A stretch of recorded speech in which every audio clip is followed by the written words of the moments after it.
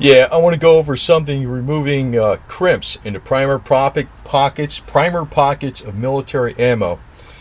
You see, like this is like the M16 round, say for instance, right? And the crimp on this has been taken out, but if you look actually on a round that has been fired from the military, there'll be you can see the primer in the middle. There'll be three little crimps around it, like where the metal from the brass itself, going to the top of the brass, is actually crimped over the primer. Now, the reason the military does that is because they fire full automatic weapons. And under full automatic fire, the primer pockets and some of the other ammunition could back out. The primers can act, not the primer pockets, the primers themselves can back out. So they crimp them in place. Just added insurance. Actually, most all reloaded ammunition, anything you buy that's not military ammo, doesn't have the primers crimped. Now, the problem is when you have this crimp in the primer, the crimp that goes over the primer, if you go to reload these rounds, the new primer doesn't fit in there. You'd have to remove the crimp. Basically, there's three little parts over that. Now, there's a tool to do that, and I'm going to say you don't need it. This is going to be my tip. You don't need the tool because I found out it was easier not to use the tool and do it another way.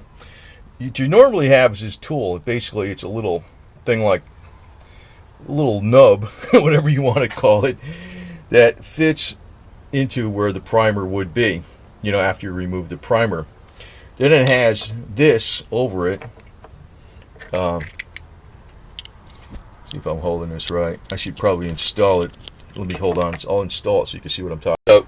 Okay, so I basically installed this on a single stage press, and these little things, it's like a little nub that fits when you remove this primer pocket. It fits in there.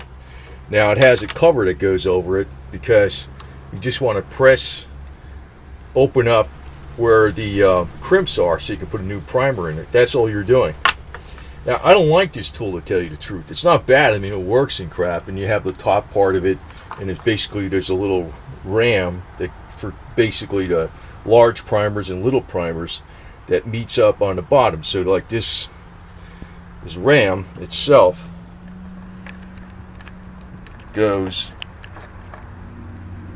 well, this is the large ram, but basically because it's for the larger primer pockets, actually it goes through here and it presses down on the other side, and on this side the little nub goes into the primer pocket, expands it so you can put a new primer in. It gets rid of that crimp. Now the way I do it, this is a tool for like removing burrs on brass and stuff, and actually resizing and actually changing the case length because you cut it down. But you can just use like a large drill bit, and actually I'll just put this in the primer pocket and make a little bevel. And when I hold that tool, I use a glove, like a heavy glove, so it's easy to do. Actually, it works out a lot faster, and I'll show you what I mean about how to use it. Okay, I'm just going to take a primer out of one of the brass 223 or 5.56 Remington, and this is sitting on a 3-stage press. And normally when I use a 3-stage press, I only use 1 or 2 stages at a time. So that's just, I'm a nitpicky, careful person. That's the way I am. So you put it in here, and actually you have the case lubed. Okay, so as you press it, the the primer will come out, and if you bring it around, it goes around in a circle. Like, in other words, you'd be doing different stages on this. I'll get into that later, but I actually use it one at a time.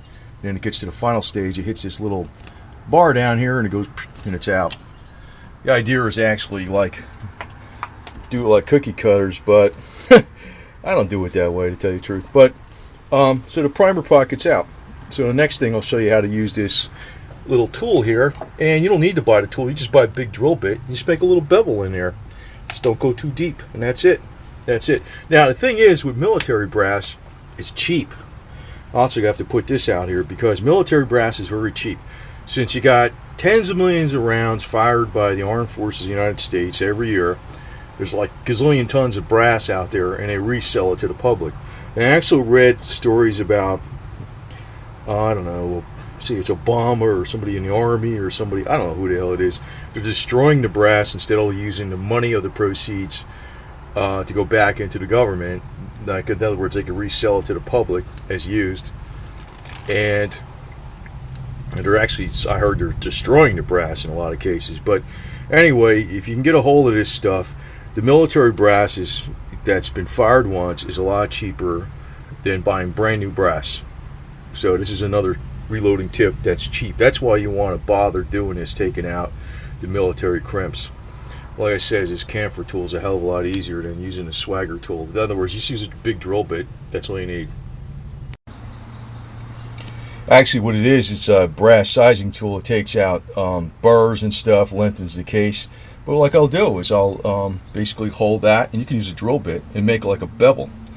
And you don't go too deep. You just do it enough to take out the 3 little crimps. And then the primer, since you made like a little bevel out of it, that's why you can use a large drill bit too, goes in there way smoother. I found this other thing, the swagger. You might have to use it a couple of times, and sometimes you can open up the primer pocket too much so they fit in there too loose. I like it doing this way. You just make a little bevel or camphor on the outside lip of the primer pocket itself, takes out the military crimp, and then that bevel makes the new primer seat in there nice and even. So it's a lot simpler. So that's the way I do it. And you don't need to get this. You can use like a large drill bit and just hold it by hand. Turn it a few times like that. That's all it is. It's just brass. And usually I'll hold this in a large glove. And it's actually a lot quicker. It actually, when the ammo that you get from that with that slight bevel, you don't go too deep. It makes it so it's a lot easier to load than just regular stock brass. So it's a good tip. It's a good tip. You don't need to buy the tool. You can buy a big drill bit. That's all you need.